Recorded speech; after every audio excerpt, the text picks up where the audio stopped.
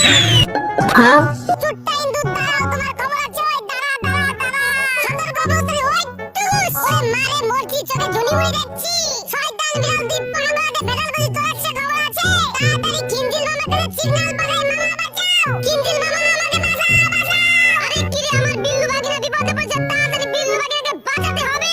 শিয়াল মামা, আমাদের বিল্লু বাগিনা বিপদে পড়েছে, ওকে বাঁচাতে হবে। কি বলিস, কারণ সব চল আমার সাথে, চল চল চল। উদ্যোগগণে বাজে মাতাল, নিম্ন উতলে ধরনি, চল চল চল চল। রাজচান বিদ্যালয় ঘুগরা, তাড়াতাড়ি এসে বোমের নিচে পড়ে যাও। শিয়াল মামা ইন্দুর আমাকে বাইন্ধে রাখছে, ওরে মারে। সোনাচ্চান বিদ্যালয় ঘুগরা, এখন আমার জন্য খিলি পান বানিয়ে দাও, আমি বিক্রি করবো।